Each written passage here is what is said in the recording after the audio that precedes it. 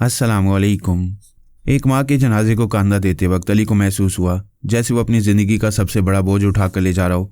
ऐसे वक्त सब कलमा शहादत पढ़ रहे थे। अली ने होंठों को भींच रखा था। उसे आमना की आवाज़ सुनाई दी, अली किसका जनाजा ले जा रहे हो? मामा आप जानती हैं, मैं तुम्हारे दिमाग से सुनना चाहती हूँ। वो बोला, माँ का जनाजा ले जा रहा हूँ।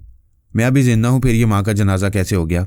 हाँ, सदमे की शिद्दत से भूल गया था कि मेरी मामा जिंदा है। मैं तो एक ऐसी औरत की मैयत ले जा रहा हूँ जिसने मेरे बाबा जानी अली असदुल्ला के बेटे को 9 माह कोख में रखने का जुर्म किया है। तुम उसके पेट पर ही नहीं, दिल और दिमाग पर भी बोझ थे। आप बजा फरमाती हैं, पहले मैं उसके पेट पर और दिल और दिमाग पर बोझ था, आज मैं उसके दूध का बोझ कांधे पर लिए जा रहा हूँ। बेटे मैं माँ हूँ, तुम्हें तनहा नहीं छोड़ूंगी। शाम का अंधेरा फैलने से पहले तुम्हारे पास आ जाऊंगी। खुदा आपको सलामत रखे। आप यहाँ आकर मुझे दोबारा जन्म देने वाली हैं। मैं दुख भूल रहा हूँ मामा। आपकी आमद यह साबित कर रही है कि मैं सिर्फ एक माँ को दफन करूँगा। उसकी ममता ना कभी मरेगी ना कभी दफन होगी। वो सारी की सारी ममता तो आपसे मिलती रही है और मिलती रहेगी। जाओ और इस बदनसीब औरत की आखिरी रसूमात अदा करके आओ। मैं तुम्हें और महरोज़ को अपने साथ ले जाऊंगी। आज मुझे महरोज़ जैसी एक बेटी भी मिलेगी। क्या बाबा जानी ने मेरी बहन को कबूल किया है? हाँ, आइंदा वो बाबा साहब के दायरे में रहेगी। तलाक के बाद औरत नार महरम हो जाती है, इसलिए जनाब तबरेज़ी वहाँ नहीं आए। उन्होंने कहा है तुम कम अज़ कम 40 दिनों तक उनके साथ इदारे में रहोगे और फहमी मेरे साथ रहा करेगी। वो कहाँ है? महरोज़ उसी माँ की वजह से ज़हनी अजियतों में मुब्तला है। फहमी उसके जहन में रहकर अजियतों को कम करने की कोशिशें कर रही है। अच्छा बेटे, तुम तदफीन के बाद आओ, मैं महरोज़ के पास जा रही हूँ। अफ़गानिस्तान में मुजाहिदीन के जितने कमांडर मुख्तलिफ इलाकों में हैं, उन सबको इतला दी गई है कि मैं फ़रक के इलाके में पहुँचने वाली हूँ, लेकिन मेरी आमद पर किसी तरह का भी इंतज़ाम न किया जाए। फहमी ख्याल ख्वानी के ज़रिए महरोज़ के पास थी। आमना ने आकर कहा, कल रात से जाग रही हो, अपने कमरे में जाओ और आराम से लेटी रहो। नींद आएगी ज़रूर सो जाना। फहमी बाबा साहब के दायरे में थी। महरोज़ के दिमाग में जाने से पहले बोली, महरोज़ अदब से बैठो। तुम्हारे भाई अली को दूध पिलाने वाली माँ मोहतरमा आमना खातून ज़ौजा फरहाद अली तैमूर तुम्हारे पास आई हैं। महरोज़ सीधी होकर बैठ गई, सर पर आंचल रख लिया, फिर कहा, आदाब मामा। ये कहते ही वो रोने लगी। आमना ने कहा, माँ से मिलकर खुश होते हैं, तुम रो रही हो? इस बात से दिल भर आया कि ज़िंदगी में पहली बार इतने अदब से सर पर आंचल रखकर आपको माँ कहकर मुखातिब कर रही हूँ। अब से पहले मुझे ये तहजीब और मोहब्बतें नहीं मिली, अब मिलती रहा करेंगी। मैं अभी आ रही हूँ, तुम मेरे साथ बाबा साहब के दायरे में रहा करोगी। वो खुश होकर अपने आंसू पहुँचते हुए बोली, आप आएंगी, मैं आपको देखूंगी। अल्लाह, पहली बार देखूंगी कि माँ आप जैसी होती हैं। बेटी, अभी हम सोच के ज़रिए गुफ्तगू कर रही हैं, इसलिए कोई नहीं सुन रहा है। माँ, इस मेहमान खाने के अंदर कोई सुनने वाला नहीं है, मैं ज़ुबान से भी बोल सकती हूँ। नहीं बेटी, एक लफ्ज़ भी ज़ुबान से अदा न करना। तुम्हारे गले में जो लॉकेट है वो चारों तरफ से बंद है। तुम समझ रही हो कि इसकी बनावट ऐसी ही है, लेकिन इसके अंदर निहायत ही बारीक पुर्जे और आलात हैं। ये जदीद तर्ज का डिटेक्टिव माइक है, तुम्हारे आसपास होने वाली बातों को 50 किलोमीटर के फासले तक पहुंचाता है। इस फासले के अंदर कुछ लोग मुख्तलिफ जगहें तुमसे मुखातिब होने वालों की बातें सुनकर मालूमात हासिल कर रहे हैं कि यहाँ क्या हो रहा है और क्या होने वाला है। या खुदा, मैं जुराइम की दुनिया से निकल आने के बावजूद लाइल्मी में उनसे मुंसलिक हूँ। मैं अभी इसे उतार कर फेंक देती हूँ। इसे ना फेंकना, पहने रहो। बाबा साहब के दायरे के माहिरीन इस नई ईजाद को खोल कर देखेंगे, फिर ऐसे कितने ही डिटेक्टिव आलात बना लेंगे, लेकिन उस वक्त तक वो दुश्मन बहुत सी मालूमात हासिल कर चुके होंगे। तुम इसकी फिक्र ना करो, हमें मुखालफिन से निमटना आता है। आप यहाँ कब तक आएंगी? मैं बाबा साहब के दायरे से हेलीकॉप्टर में सफ़र कर रही हूँ। 1 घंटे में अपने बेटे बेटी के पास पहुँच जाऊँगी। अब तुम अपनी ज़ुबान से मामा आमना कहकर मुखातिब करो। हैरान होकर और खुश होकर पूछो, क्या मैं हेलीकॉप्टर में आ रही हूँ? महरोज़ ने उसकी हिदायत के मुताबिक ये बात पूछी, फिर खामोश हो गई। आमना ने पूछा, पूछो मेरा हेलीकॉप्टर कहाँ उतारा जाएगा? महरोज़ ने यही बात पूछी। आमना ने कहा, बोलो कि अच्छा, आप फरहा में मुजाहिदीन के कैंप से 6 किलोमीटर दूर एक मैदान में उतरेंगी। वहाँ एक गाड़ी पहले से मौजूद रहेगी, आप उस गाड़ी में अपने बेटे अली से मिलने आएंगी। महरोज़ ने उसकी बातों को ज़ुबान से दोहराया, फिर कहा, अच्छा आप मेरे दिमाग से जा रही हैं, यहाँ कब तक पहुँचेंगी? फिर एक ज़रा वक्फे से कहा, अच्छा ठीक है, 1 घंटे में। मुझे बहुत खुशी हो रही है, मैं बेचैनी से आपका इंतज़ार करती रहूँगी। फिर वह सोच के ज़रिए बोली, मामा आपने दुश्मनों को अपने आने की इतला क्यों दी है? फिर वक्त और जगह भी बता दिया। मुखालफिन के साथ खेलने में मज़ा आता है, तुम भी ये खेल तमाशा देखोगी। अच्छा मैं अली के पास जा रही हूँ। तदफीन हो चुकी थी। इस आखिरी रसूमात में कई मुजाहिदीन और कमांडर मौजूद थे। आमना ने उसे कहा, बेटे तुम यहाँ का फ़र्ज़ अदा कर चुके हो, कमांडर से एक गाड़ी और गन लेकर तनहा जाओ, जहाँ जाना है मैं वहाँ तक तुम्हारी रहनुमाई करूँगी। अली ने कमांडर से कहा, मुझे एक गाड़ी, रिवॉल्वर और कारतूस की ज़रूरत है, मैं एक ज़रूरी काम से बिल्कुल तनहा जाऊँगा। बरखुरदार, यहाँ सब कुछ तुम्हारा है, जो चाहो ले जाओ, मगर तनहा जाओगे, हमारा दिल नहीं मानता। आप तो समझती हैं मैं तनहा रहकर भी तनहा नहीं रहता हूँ। कितने ही ख्याल ख्वानी करने वाले मेरे अंदर मौजूद रहते हैं। सुबहान अल्लाह, तुम बाकमाल ख़ानदान के फ़र्जंद हो। मेरी गाड़ी ले जाओ, इसमें हथियार और कारतूस वगैरह सब कुछ है। मैं मुजाहिदीन के साथ तुम्हारी वालदा मोहतरमा का यहाँ इंतज़ार करूँगा। अली गाड़ी में बैठकर वहाँ से रवाना हुआ। आमना ने उसे उस लॉकेट के बारे में बताया जिसे महरोज़ ने पहन रखा था। फिर कहा, हमारे मुखालफिन 2 गिरोह में 2 मुख्तलिफ मकामात पर हैं, लेकिन लॉकेट डिटेक्टिव वाले की रेंज के मुताबिक दोनों गिरोह 50 किलोमीटर के अंदर ही हैं। तुम शुमाल की तरफ जा रहे हो, संगे मील पड़ते जाओ। 5 किलोमीटर से कुछ आगे जाकर गाड़ी को सड़क से उतार कर कहीं छुपा दो, फिर पैदल आगे बढ़ो। मामा आप रूहानी टेलीपैथी के जरिए मुखालफिन की आवाज़ और लबो लहजा सुने बगैर उनके पास पहुंचकर तमाम मालूमात हासिल करके आई हैं। क्या आप उन्हें नीस्त व नाबूद नहीं कर सकती थी? मैं बहुत कुछ कर सकती हूँ। अभी मैंने नई तर्ज के डिटेक्टिव लॉकेट के बारे में बताया। इसी तरह मुखालफिन के पास नई तर्ज के 2 डिटेक्टिव रिसीवर हैं। तुम उन्हें सही सलामत लाओगे, ये नई ईजाद है, हम इसे अपने इदारे में पहुंचाएंगे। अली ने 5 किलोमीटर से ज़रा आगे जाकर गाड़ी को सड़क से उतारकर इसे एक टीले के पीछे छुपा दिया। गाड़ी के अंदर से एक पिस्तौल और इजाफी मैगजीन लेकर पत्थरों और चट्टानों के पीछे छुपते हुए आगे बढ़ते हुए बोला, मामा निसफ किलोमीटर आगे वही मैदानी इलाका है जहाँ आपका हेलीकॉप्टर उतरने वाला है। हाँ, और मैंने महरोज़ और लॉकेट के ज़रिए मुखालफिन तक ये इतला पहुँचाई है। वो सब हेलीकॉप्टर को तबाह करने और मुझे हलाक करने यहाँ आएंगे। तुम सही से जा रहे हो। मुखालफिन भी तुम्हारी तरह बड़े बड़े पत्थरों, चट्टानों और पहाड़ी टीलों के पीछे छुपे हुए हैं। अली ने कहा, हेलीकॉप्टर को तबाह करने के लिए उनके पास रॉकेट लॉन्चर होंगे। सामने पहाड़ी को देखो, इसकी बुलंदी पर एक बड़ी चट्टान के पीछे 4 अफराद एक रॉकेट लॉन्चर लिए बैठे हैं। इनमें से एक उनका लीडर है। उनकी जेब में वही रिसीवर है जिससे तुम हासिल करोगे। मामा मेरा जहन नहीं मानता कि आप हेलीकॉप्टर से आ रही हैं। दुरुस्त कह रहे हो, मैं ईरान के रास्ते आ रही हूँ। अफ़गानिस्तान के बॉर्डर पर हेलीकॉप्टर से उतर जाऊँगी, फिर एक कार के ज़रिए फरहा पहुँच जाऊँगी। बात समझ में आ गई। आप किसी दुश्मन के हेलीकॉप्टर को यहाँ उतारने वाली हैं और मुझे रॉकेट लॉन्चर चलाने वालों को रोकना नहीं चाहिए। उन्हें आपस में तबाह बर्बाद होने का तमाशा देखना चाहिए। हाँ, जब वो हेलीकॉप्टर तबाह हो जाए तब तुम उन पर हमले करो। लीडर को फरार ना होने दो, रिसीवर ज़रूर हासिल करना है। वो पहाड़ी के अतराफ एक लंबा चक्कर काटकर पिछले हिस्से में आया। दिन के आखिरी उजाले में 4 अफराद रॉकेट लॉन्चर के साथ नजर आ रहे थे। पहाड़ी ज़्यादा ऊंची नहीं थी। ज़रूरत के वक्त अली दौड़ता हुआ 5 मिनट में उस बुलंदी तक पहुंच सकता था। इस पहाड़ी पर चढ़ना चाहता तो छोटे बड़े पत्थर उसके कदमों तले आकर नीचे लुढ़कते जाते और दुश्मन आवाज़ सुनकर उसे पीछे आता हुआ देख लेते। आमना ने जो वक्त मुकर्रर किया था, ठीक उसी वक्त दूर से आता हुआ हेलीकॉप्टर नजर आया। उसका पायलट आमना के कंट्रोल में था। वह खुले मैदान में इसे उतारने लगा। पहाड़ी की बुलंदी पर खड़े हुए एक शख्स ने भारी भरकम लॉन्चर को उठाकर अपने कंधे पर रखा। हेलीकॉप्टर का गर्दिश करता हुआ पंखा रुकने लगा तो उसने लॉन्चर से एक रॉकेट फेंका। निशाना खता हो गया। उसने दूसरा रॉकेट फेंका। इस बार जोरदार धमाका हुआ। धमाके की आवाज़ ऐसी गूंजती हुई थी कि अली तेजी से पहाड़ी पर चढ़ने लगा। उसके कदमों के नीचे आने वाले पत्थर पस्ती की तरफ गिरने लगे तो उसकी आवाज़ धमाके से चीथड़े होने वाले हेलीकॉप्टर की आवाज़ों में दब गई। अली ने करीब पहुंचते ही तड़ातड़ फायरिंग की। 2 अफराद हलाक होकर पहाड़ी से गिरने लगे। तीसरे ने पलटकर अली को निशाना लेना चाहा, फिर खुद ही निशाना बन गया। चौथा भागते भागते रुक गया।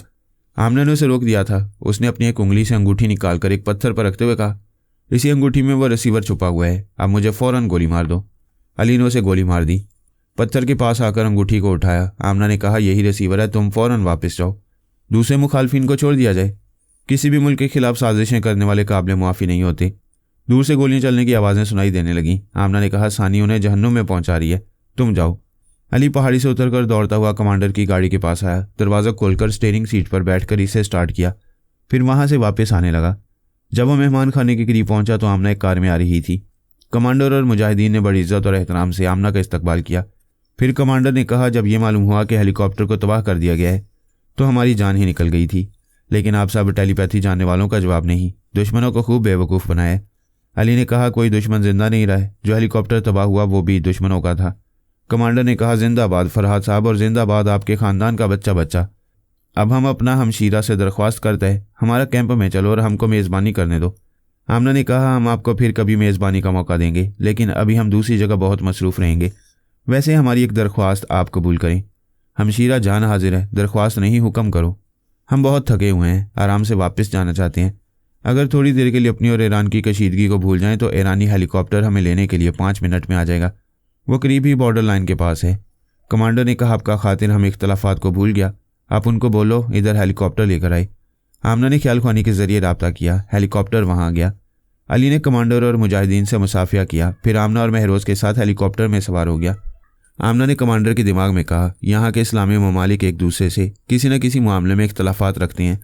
जब तक इख्तलाफात दूर ना हो तब तक ऐसा नहीं हो सकता कि अमेरिका, इसराइल और दूसरे दुश्मन यूरोपीय ममालिक से तरह तरह की इमदाद लेने के बजाय मुस्लिम ममालिक एक दूसरे को इमदाद भी पहुंचाते रहें और मुज़ाकरात की मेज़ पर अपने इख्तलाफात ख़त्म करने की कोशिशें भी करते रहें।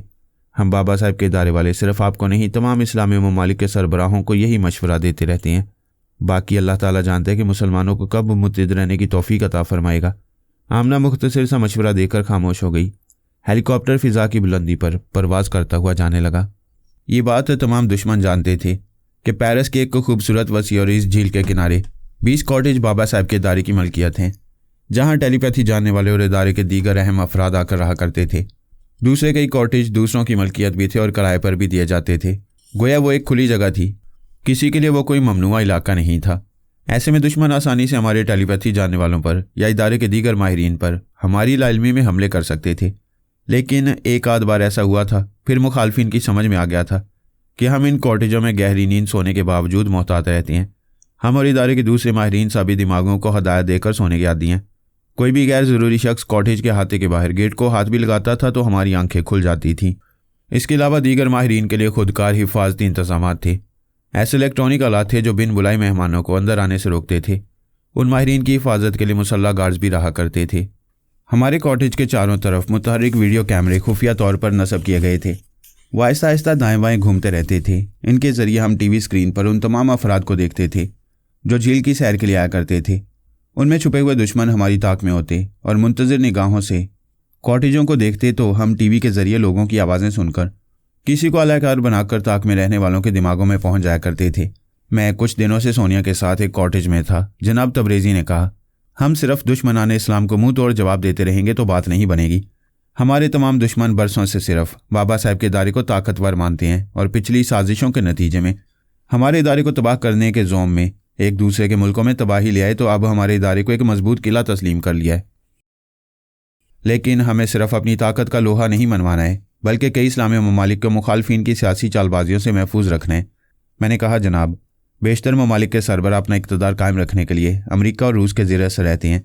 ऐसे हुक्मरानों की हुकूमतें कायम रहती हैं। सुपर पावर कहलाने वाले ममालिक बादशाहों की सरजमीन पर दहशतगर्दी और सियासी साजिशें नहीं होने देते। सोनिया ने कहा, और जो इस्लामी ममालिक पूरी तरह सुपर पावर के ज़ेर असर नहीं आते या उन्हें घास ही नहीं डालते, वहाँ आलमी साजिशों के ज़रिए दहशतगर्दी कराई जाती है। अमन अमान को तबाह करके उन इस्लामी ममालिक को तरक्की की सिमत जाने से रोका जाता है। जनाब तबरेज़ी ने कहा, जो सुपर पावर्स के साए में बादशाह सलामत बने हुए हैं उन्हें फ़िलहाल नज़रअंदाज करो। जिन इस्लामी ममालिक पर सुपर पावर्स का अताब नाजिल होता रहता है उन ममालिक में जाओ, खुद को बाबा साहब के इदारे का नुमाइंदा कहो। पहले तुम दोनों दो अलहदा ममालिक में जाओ, उन्हें यकीन दिलाओ कि हमारा इदारा उनकी पुश्त पर है। मुखालिफ ममालिक की साजिशें नाकाम बना दी जाएंगी, उन्हें माली इमदाद और फ़ौजी साजो सामान भी दिया जाएगा। हम कल सुबह ही रवाना हो जाएंगे। ये तदबीर आजमा कर देखेंगे। पहले दो इस्लामी मुल्क हमारे दोस्ताना अमल से ईरान और लीबिया की तरह सुपर पावर को ठुकरा देंगे या नहीं, ये हमारा ईमान है कि हम दोनों को अपने तौर पर भरपूर कोशिशें करनी चाहिए। बाकी अल्लाह ताला बेहतर जानता है और बेहतर करता है। अगर हमें नाकामी होगी तो इसमें भी मसलहत खुदाबंदी होगी। जनाब तबरेज़ी चले गए। मैंने सोनिया से पूछा, क्या ख्याल है, किन ममालिक की तरफ जाना चाहिए? वो बोली, वैसे तो कहीं से भी पहल की जा सकती है, लेकिन ईंट का जवाब पत्थर से देना चाहिए। अमेरिका ने एक बालिश्त भर के मुल्क इसराइल को इस्लामी ममालिक के खिलाफ एटमी कुव्वत बनाकर रखा है। हमें इसराइल के अतराफ़ वाले इस्लामी ममालिक में जाना चाहिए। मैंने कहा, इसराइल के शुमाल में लबनान, शुमाल मशरिक में शाम और मशरिक में उर्दन है। लबनान इसराइल के सर पर है। मैं सर पर सवार रहने के लिए जाऊंगी, तुम बोलो। तुमसे दूर नहीं जाना है। लबनान के पड़ोसी मुल्क शाम में रहूंगा। मैं तनहा जाऊंगी तो दुश्मन जल्द ही सुराग लगा लेंगे कि मैं सोनिया हूँ। Just a minute. उसने बाबा साहब के इदारे के इंचार्ज खलील बिन मुकर्रम से ख्याल ख्वानी के जरिए पूछा, लंदन में हमारे इदारे का ऐसा कोई जासूस है जो वहाँ फैमिली लाइफ गुजारा हो? मुल्क शाम के अपने सुराग रसानों के मुताबिक भी बताएं। खलील बिन मुकर्रम ने कंप्यूटर को ऑपरेट किया। स्क्रीन पर लबनान में मौजूद सुराग रसानों की शॉर्ट हिस्ट्री ने बताया, वहाँ 2 जासूस हैं। एक अपनी जवान बीवी के साथ रहते हैं, दूसरे की एक मोटी सेहतमंद बीवी और 4 बच्चे हैं। जिसकी एक जवान बीवी है उसका नाम जमशेद और बीवी का नाम हुस्ना है। मुल्क शाम में इदारे के 3 जासूस हैं। वो तीनों वहाँ के शहरियों की हैसियत से फैमिली लाइफ गुजार रहे हैं। उनमें से एक का नाम जलाल फारसी है। उसकी बीवी भी हमारे इदारे की जासूसा थी। उसने 4 माह पहले जलाल की शरीक हयात बनकर वहाँ की शहरियत हासिल की थी। उसका नाम सफ़िया था। 3 माह बाद यह फैसला किया गया कि जलाल फारसी को पेरिस बुलाकर उसका इलाज कराया जाएगा, क्योंकि उसका एक गुर्दा नाकारा हो रहा था। इस फैसले के मुताबिक वो पेरिस के एक अस्पताल में था। मैंने इंचार्ज खलील बिन मुकर्रम से कहा, मुझे जलाल फारसी के पासपोर्ट और ज़रूरी कागजात दिए जाएं। सोनिया ने कहा, लबनान में जमशेद की बीवी हुस्ना को कल शाम तक इदारे में आने के लिए कहा जाए। मैं उसके पासपोर्ट और कागजात लेकर जाऊंगी। आप फरहाद के लिए जलाल फारसी की तस्वीर और मेरे लिए हुस्ना की तस्वीरों के साथ इदारे के मेकअप मैन को अभी हमारे पास भेज दें। बाबा साहब के इदारे में तदाबीर और मंसूबों पर तेज़ रफ्तार मशीनों की तरह अमल किया जाता था। चूँकि जलाल फ़ारसी पेरिस में था, इसलिए उसका पासपोर्ट, मुल्क शाम की शहरियत के और दूसरे अहम कागजात मेरे पास पहुँच गए। मैं उस रात उसके दस्तखत और अरबी तर्ज तहरीर की नकल करने की मशक करता रहा। फैक्स के ज़रिए सोनिया के पास भी हुस्ना के दस्तखत और तर्ज तहरीर पहुँच गई। रात 10 बजे तक मेकअप मैन आ गया। मैंने जलाल फ़ारसी और सोनिया ने हुस्ना के दिमाग में पहुँचकर उनकी आवाज़ों, लबो लहजों, उनकी आदत और उनकी सोसाइटी के ख़ास दोस्तों के नाम मालूम किए। वैसे वहाँ मुझे सफ़िया गाइड करने वाली थी और लबनान में जमशेद सोनिया की रहनुमाई करने वाला था। सोनिया को हुस्ना की आमद का इंतज़ार था। मेरे लिए दूसरे दिन 1 बजे एक त्यारे में सीट रिजर्व करा दी गई थी। मेरी रवानगी से 4 घंटे कबल दूसरे कॉटेज में हमारे 2 सुरागरसां टीवी पर तवज्जो से देख रहे थे। सैर तफरी करने वालों के दरमियान हमारे दुश्मन हमारी ताक में हो सकते थे। एक सुरागरसा ने ख्याल ख्वानी के जरिए मुझसे कहा, sir, burger and bar open restaurant की पहली मंजिल में एक शख्स कई बार खिड़की के पास आकर आपके कॉटेज को देखता रहा। मैंने उस रेस्टोरेंट के वेटर के जरिए उसकी आवाज़ सुनी, फिर अपने साथी के साथ पहली मंजिल पर गया। हमारा ख्याल था कि मैं उसके दिमाग में जाऊंगा और वो महसूस करके खतरे को भांपते हुए भागना चाहेगा तो हम उसे गोली मार देंगे, लेकिन मैं उसके दिमाग में पहुंच चुका हूं। आप हुक्म दें उसके साथ क्या सलूक किया जाए। मैंने कहा, उसे जिंदा रहने दो, मैं यहाँ से 8:30 बजे एयरपोर्ट जाऊँगा। ऐसे वक्त तुम उसे गायब दिमाग रखो। मेरे जाने के बाद दिमाग को आज़ादी दो। ये तासुर दो कि उसने सुबह बहुत ज़्यादा पी ली थी। यस सर, मैं यही करूँगा। दूसरे दिन तुम्हारी मैडम सोनिया कॉटेज से जाएंगी, उस वक्त भी उसे गायब दिमाग रखना, फिर छोड़ देना। इसके बाद वो दिन रात खिड़की से हमारे कॉटेज को देखता रहेगा। मेरी रवानगी के वक्त उसने यही किया। उस दुश्मन को पहले ही बहुत ज़्यादा पिला दी। हुकूमत फ़्रांस से अब हमारी पहले जैसी दोस्ती नहीं थी। वहाँ के अकाबरीन हमसे खौफजदा रहकर हमसे दोस्ताना रवैया इख्तियार करते थे। दरे पर्दा बदतरीन दुश्मन थे, जैसा कि माजी में बयान कर चुका हूँ। उन्होंने बाबा साहब के इदारे को अपनी तहवील में लेना चाहा था, फिर देवी सितारा के जरिए फ्रांस में टेलीपैथी जानने वाले पैदा किए थे, और पिछली बार हमारे इदारे को नीस्तो नाबूद करने के लिए अमेरिका और रूस की साजिशों में शरीक थे। इसके नतीजे में उन्होंने नाकाबिले तलाफी नुकसान उठाया था। हमारे कॉटेज के करीब जो दुश्मन हमारी ताक में था वो भी फ्रांसीसी जासूस था। मेरी रवानगी के बाद सोनिया ने फ्रांस की फ़ौज के सबसे आला अफसर को ख्याल ख्वानी के जरिए मुखातिब किया। उसने पूछा, मैडम तुम कौन हो? वो बोली, तुम मौत को मैडम कह रहे हो। तुम्हारे हेडक्वार्टर के 200 जवान और कई अफसरान मारे गए। वहाँ का असलहा डिपो तबाह हो गया। एटमी प्लांट ज़मीन बोस हो गया। अमेरिका तो चंद माह में संभल जाएगा। तुम्हारे मुल्क को ताकतवर बनने में कितने बरस लगेंगे? इतना कुछ होने के बावजूद शैतानी हरकतों से बाज नहीं आ रहे हो। वो बोला, आप शायद आमना खातून हैं। आप मेरे ख्यालात पढ़कर मालूम कर लें। अब हम आपसे दुश्मनी मोल लेना नहीं चाहते हैं। मैं तुम्हारे ना सही, दूसरे फौजी और सिविल अफसरान के ख्यालात पढ़ने के बाद ही इस मुल्क पर एक और ज़बरदस्त तबाही लाने से पहले समझा रही हूँ। अपने सुरागरसां कुत्तों को बांध कर रखो। वो हमारे इदारे और हमारे किसी भी फ़र्द के खिलाफ जासूसी कर रहे हैं तो उन्हें आज शाम तक वापस बुला लो, वरना कुछ कहूँगी नहीं, कर दिखाऊंगी। सोनिया दिमागी तौर पर हाजिर हो गई। वो उसे आमना इसलिए समझ रहा था कि सोनिया के ख्याल ख्वानी करने की बात अभी तक किसी दुश्मन को मालूम नहीं हुई थी। 1 घंटे बाद सुरागरसा ने ख्याल ख्वानी के जरिए सोनिया से कहा, मैडम, वो आपके कॉटेज की ताक में रहने वाला दुश्मन वापस जा रहा है, क्या उससे जाने दिया जाए? हाँ, जाने दो। फ्रांस की आर्मी इंटेलिजेंस और सिविल इंटेलिजेंस के अफसरान के दिमागों में जाते आते रहो। अगर वह फिर कोई हमाकत करें तो उनके शोबों को खंडर बना देना। सोनिया ने इदारे के 2 सुरागरसानों से कहा, तुम सब अमेरिका, रूस, कनाडा और जर्मनी के सुरागरसानों की खबर रखो। उनमें से कुछ यहाँ फ्रांस में हो सकते हैं। हमें एक ही नहीं, हर पहलू पर नज़र रखनी चाहिए। सोनिया को मेरी फिक्र थी। मैं तनहा गया था। उसने खुद ही अमेरिकी, रूसी और जर्मनी की आर्मी इंटेलिजेंस और सिविल इंटेलिजेंस के अफसरान के ख्यालात पढ़े। सिर्फ आधे घंटे में ये मालूम हुआ कि उन ममालिक के कई सुरागरसां पेरिस में इसलिए मौजूद हैं कि वहाँ से शायद बाबा साहब के इदारे की कमज़ोरी मालूम हो जाए। फिर उस इदारे के तमाम अफराद पेरिस एयरपोर्ट से दूसरे ममालिक की तरफ जाते थे। ऐसे जाने वाले उनकी नज़रों में आ सकते थे। ऐसे वक्त एक सुरागरसा ने कहा, मैडम, हमारे दुश्मन ममालिक के 4 सुरागरसा एयरपोर्ट पर हैं। उनमें से एक उसी त्यारे में जाएगा जिसमें फरहाद साहब सफ़र करने वाले हैं। बाकी 3 ममालिक के सुरागरसानों की ड्यूटी एयरपोर्ट पर बदलती रहती है। सोनिया ने कहा, तुम अपने 2 साथियों के साथ एयरपोर्ट पर रहो। मैं फरहाद के पास रहूंगी, मगर पहले उस जासूस के दिमाग में फरहाद को पहुंचाओ जो उसका हम सफ़र बनने वाला है। उसने मेरे पास आकर दुश्मन सुरागरसानों के बारे में रिपोर्ट दी, फिर मेरे साथ सफ़र करने वाले जासूस के दिमाग में मुझे पहुंचाया। मैंने उसके ख्यालात पढ़े। उसका नाम टेरी जॉनसन था। अमेरिका अपने ज़िले से रहने वाले तमाम ममालिक के सिलसिले में ये ख़ास ख्याल रखता था कि उनमें से कोई इस्लामी मुल्क एटमी ताकत ना बने। ये इतला मिली थी कि शाम और ईरान में बज़ाहिर कोई ख़ास दोस्ताना ताल्लुकात नहीं थे, लेकिन ईरान उसे एटमी प्लांट लगाने के लिए दर पर्दा मुआहदा कर रहा था। उसे यूरेनियम और प्लूटोनियम देने वाला है। यूँ तो शाम में अमेरिका के कई जासूस और खुफिया एजेंसियाँ थीं, लेकिन सुरागरसानी में टेरी जॉनसन ने बड़े कारनामे अंजाम दिए थे।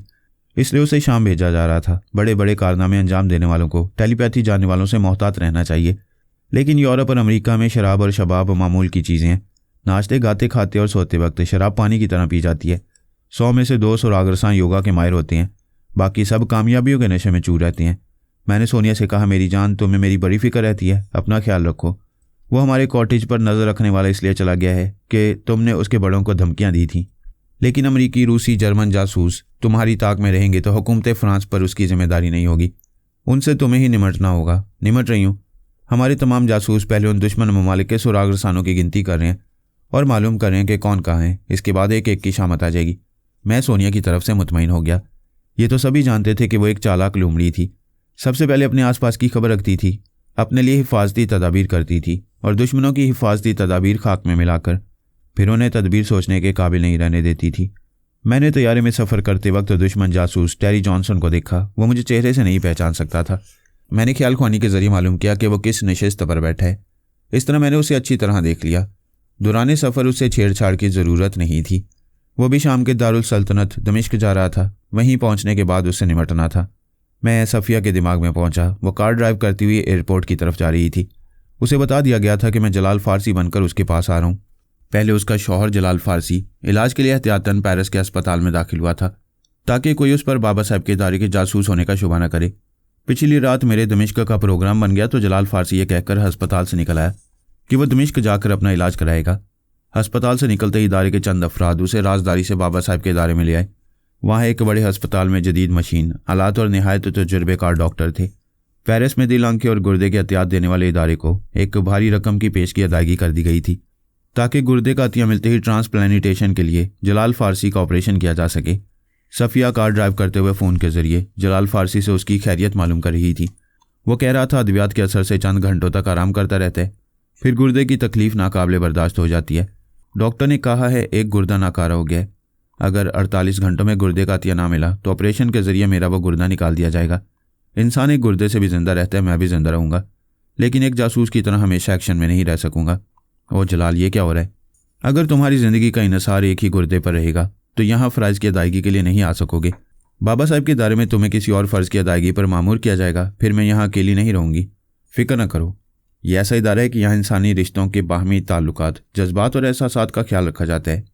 यहाँ कितने ही ऐसे मियाँ बीवी हैं जो एक दूसरे से जुदा रहकर इदारे के मतलूबा फ़राइज़ अदा करते हैं, फिर छुट्टियाँ लेकर इस दवाजी ज़िंदगी गुजारते हैं। मुझे खुशी है कि तुम फरहाद साहब की सरपरस्ती में काम करोगी और ज़्यादा से ज़्यादा तजुर्बात हासिल करती रहोगी। फिर वह तकलीफ़ से कराते हुए बोला, सॉरी सफ़िया, मैं कुछ तकलीफ़ महसूस करूँ। ट्रीटमेंट के बाद तुमसे बात करूँगा। फ़ोन का राब्ता ख़त्म हो गया। वो एयरपोर्ट पहुँच गई। मैं भी तैयारे से उतरकर एयरपोर्ट की इमारत में आकर इमिग्रेशन काउंटर तक पहुँच गया। वो लगेज हॉल के सामने मेरी मुंतज़िर थी। मुसाफिर बाहर आ रहे थे। उनमें मुकामी बाशिंदों के अलावा यूरोप और अमेरिका से आने वाले सूट में और आने वालियाँ स्कर्ट, ब्लाउज़ और दूसरे मुख्तसर लिबास में थीं। चूँकि वो मुल्क सुपर पावर के ज़ेर असर था, इसलिए वहाँ निस्फ मशरकी और निस्फ मगरबी तहजीब थी। एक अंग्रेज़ जवान ने सफ़िया के पास आकर कहा, हाय बेटी, क्या तुम हमारी अंग्रेज़ी ज़ुबान समझती हो? सफ़िया ने उसे ऐसे देखा जैसे अंग्रेज़ी ज़ुबान ना जानती हो। वो अरबी में बोली, तुम क्या बोल रहे हो? मेरी ज़ुबान में बोलो। वो अंग्रेज़ी में बोला, मैं तुम्हारी ज़ुबान समझता हूँ। ये अच्छा है कि तुम मेरी ज़ुबान नहीं समझती हो। ऐसे वक्त हुस्न शबाब की तारीफ़ ज़रा नंगे बन से करते हुए बड़ा लुत्फ़ हासिल होता है। मेरी तरह दूसरे भी तुम्हें देखकर अंदर तक सोचते होंगे, मगर तुम्हारे अंदर मेरी तरह दलेरी से नहीं बोलते होंगे। अचानक उसके मुंह पर एक उल्टा हाथ पड़ा। टेरी जॉनसन ने उसका गिरबान पकड़कर कहा, यू ब्लडी फूल, दलेर है तो इस खातून की ज़ुबान में हुस्न शबाब की तारीफ़ कर। अभी यहाँ तेरे बाप तेरी पटाई शुरू कर देंगे। मैं ज़रा दूर खड़ा उन्हें देख रहा था। उनके आसपास कुछ मुकामी लोग आ गए थे। क्योंकि सफ़िया मुकामी पूरे लिबास में निस्फ चेहरे को नकाब से छुपाए हुए थी, मैंने ख्याल ख्वानी के ज़रिए कहा, सफ़िया, मामला रफ़ा दफ़ा करो। ये मुकामी लोग तुम्हें अपनी गैरत का मसला बना लेंगे तो ख्वामख्वाह पुलिस केस बन जाएगा। वो मुकामी ज़ुबान में उन्हें समझाने लगी कि सरफरे अंग्रेज़ जवान से गलती हो गई थी। ये मुझे इस्तकबाल करने वाली अपनी मेज़बान समझ रहा था। खुदा के वास्ते बात ना बढ़ाएं। मैंने उसके सामने आकर अरबी ज़ुबान में कहा, ए मेरी शरीक हयात, क्या मामला है? ये भीड़ क्यों है? सफ़िया ने खुश होकर मुझे देखा, फिर मुकामी बाशिंदों से कहा, ये मेरे मजाजी खुदा हैं, मैं हर तरह से महफूज हूँ। आप हजरात जाएं, बहुत बहुत शुक्रिया। भीड़ छटने लगी। मार खाने वाले अंग्रेज़ ने टेरी जॉनसन से कहा, तुमने मुझ पर हाथ उठाया, मेरे गिरबान पकड़ा, मैं तुम्हें आज इस मुल्क से निकाल दूंगा। तुम मुझे नहीं जानते, मेरा नाम जेरी कॉर्नर है। मेरा बाप कॉर्नर मेसन यहाँ के शाह का ख़ास मुशीर है। मेरे बाप के मशवरे के बगैर शाह एक दिन भी हुकूमत नहीं कर सकता। जासूस ने कहा, अपने बाप से कहना मेरा नाम टेरी जॉनसन है और मैं महल के पीछे सरकारी गेस्ट हाउस में काम करने आया हूँ। मैंने टेरी से मुसाफिर करते हुए कहा, ये मिस्टर जेरी बहुत बड़े बाप के बेटे हैं। आपने मेरी वाइफ की हमायत में मर्दानगी दिखाई है, आपका बहुत बहुत शुक्रिया। वह रस्मी तौर पर बोला, शुक्रिया की कोई बात नहीं, ये मेरा फ़र्ज़ था। मैंने कहा, आपने फ़र्ज़ अदा किया और मेरा काम बन गया। ये मिस्टर जेरी बहुत बड़े सरकारी बाप के बेटे हैं। आप भी कोई सरकारी अफसर होंगे क्योंकि सरकारी गेस्ट हाउस में काम करने जा रहे हैं। टेरी जॉनसन ने पूछा, हमारे सरकारी होने से आपका काम कैसे बन गया? वही ज़िंदगी गुजर जाती है, मगर हम जैसे लोग बादशाहों तक नहीं पहुँच पाते। कभी शाह के दरबार में कोई काम आ पड़ा तो आप दोनों से मदद मिल सकेगी। जेरी ने हकारत से कहा, यह सरकारी गेस्ट हाउस में रहने वाला क्या मदद करेगा? अरे कोई ज़रूरत हो तो मेरे पास आओ, मैं तुम दोनों मियाँ बीवी को शाह के दरबार में ले जाऊँगा।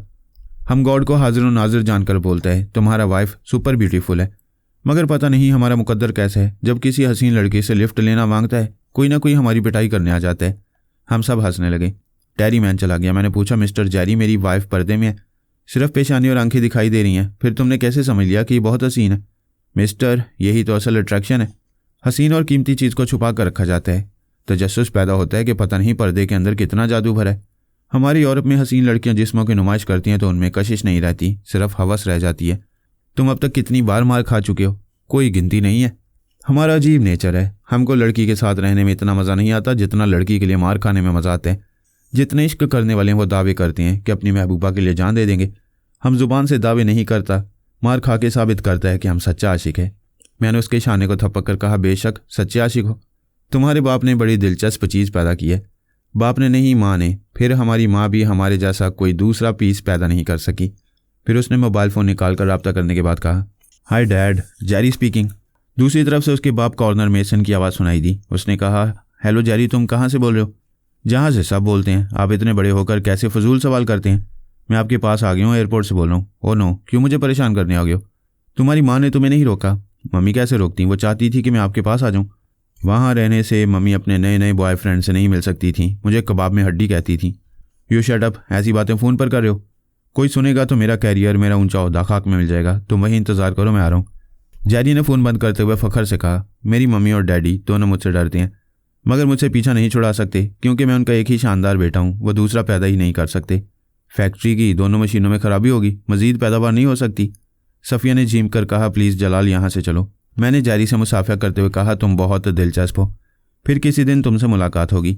मैं सामान की ट्रॉली लेकर सफ़िया के साथ एक कार के पास आया।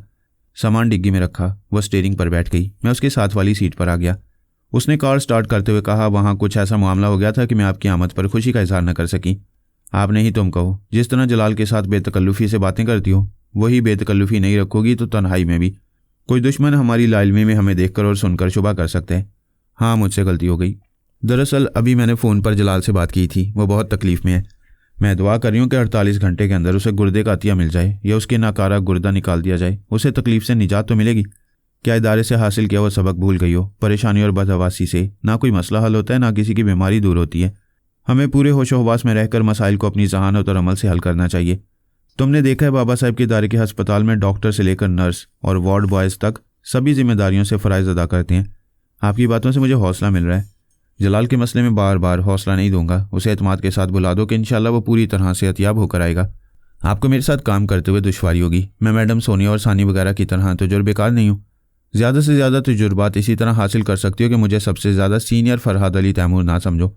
मैं जब तक यहाँ हूँ सिर्फ जलाल फारसी हूँ। तुम पूरे एतमाद से अपनी राय दिया करो। कभी छोटा सा मामूली सा मशवरा दोगी तो वो भी किसी मरहले पर काम आएगा। आप बहुत ग्रेट हैं। फिर आप, मैं ख्याल ख्वानी के ज़रिए समझ रहा हूँ कि तुम मेरी बहुत इज्जत करती हो, मगर तुम्हारे दिमाग में एक फांस रह गई है, उसे मैं निकाल देता हूँ। तुम्हारे बंगले में 2 बेडरूम ऐसे हैं जिनके दरमियान एक दरवाज़ा है। हम मियाँ बीवी की हैसियत से एक बेडरूम में जाएंगे। फिर दरवाजे को बंद करने के बाद मैं दरमियानी दरवाजे से दूसरे बेडरूम में चला जाया करूँगा। तुम दरमियानी दरवाजे को अपनी तरफ से अंदर से लॉक कर लिया करना। तुम मेरे साथ अपने शौहर जलाल फारसी की अमानत बनकर रहा करोगी। उसने एक जगह सड़क के किनारे कार को रोककर सर झुकाते हुए कहा, आपने मुझे शर्मिंदा कर दिया है। आप चोर ख्यालात पढ़ लिया करती हैं। मेरे अंदर ये बात खटक रही थी, लेकिन आपने। मैंने गुस्से से कहा, ये तुमने क्या आप लगा रखी है? मैं एक गलती को एक बार माफ़ करूंगा, दूसरी बार इदारे में वापस भेज दूंगा। क्या तुम समझ सकती हो कि एक मामूली सी गलती से अपने साथ मुझे भी मुसाइब में मुब्तला करोगी? गाड़ी चलाओ। वह सहम कर फ़ौरन ही कार स्टार्ट करके ड्राइव करने लगी। मैंने कहा, बड़ी मुश्किल है। अब तुम सहमी हुई हो? क्या गैर मुल्की सीक्रेट एजेंट और खुफिया एजेंसी वाले अनाड़ी होते हैं? क्या तुम्हारे चेहरे और आंखों से तुम्हारे अंदर की कैफियत को समझ नहीं पाएंगे? नहीं, तुम दुरुस्त कहते हो। मुझे ज़रा सी मोहलत दो, मैं खुद को तुम्हारे साथ एडजस्ट कर लूँगी। हम आज की शाम और रात बंगले में ही गुजारेंगे। कल रात तक किसी शनासा से मुलाकात नहीं करेंगे। हम एक बंगले में पहुंच गए। उसने चाबी से दरवाज़ा खोला। मैं अंदर एक एक कमरे और कॉरिडोर वगैरह को देखने लगा। वैसे ख्याल ख्वानी के जरिए पहले ही उस बंगले और चंद अहम शनासाओं के बारे में मालूम कर चुका था। मैंने सफ़िया से कहा, तुम देख रही हो, मैंने मेकअप के जरिए अपने चेहरे पर हल्की सी जर्दी और आंखों के नीचे हल्का सा स्याह हल्का बनाया है, ताकि मालूम हो कि बीमार रहकर ऑपरेशन के जरिए गुर्दा तब्दील करके आया हूँ। चलने फिरने के काबिल हूँ, लेकिन डॉक्टर ने आराम के लिए कहा है। कहीं ज़रूरत से जाना हो और कोई शनासा मिल जाए तो कहना तो मुझे बाहर की ताज़ा हवा खिलाने कार में लाई हो। वो बोली, यहाँ सिर्फ 4 फैमिली से मरासिम है, क्या तुम उन्हें तनवीमी अमल के जरिए अपने असर में रख सकोगे? यही सोच रहा हूँ, ऐसा करना ही होगा। तुम्हें बताया गया है कि मैं किसी मिशन पर आया हूँ। क्या तुमने सोचा है कि काम किस तरह शुरू किया जा सकेगा? जिनसे हमारे मुरासिम हैं उनमें से एक फैमिली का सरबराह शाही किचन का सुपरवाइज़र है। आप उसके दिमाग में रहकर महल के अंदर जा सकती हैं। हमें महल के अंदर जाने के लिए इत्तफाक से जैरी जैसा अहमक जवान मिल गया है। मैं अभी उसके बाप कॉर्नर मैसन के ख्यालात पढ़ूंगा। मैं कुछ कहना चाहती हूँ, पूछा ना करो, कह दिया करो। तुम यहाँ भेस बदल कर जलाल फारसी के चेहरे को छुपाकर बाबा साहब के इदारे के नुमाइंदे की हैसियत से शाह को बड़ी बड़ी ऑफर देकर अमेरिका के असरात को यहाँ से ख़त्म करना चाहोगे। मेरा ज़हन कहता है तुम बराह रास्त शाह से रब्ता ना करो।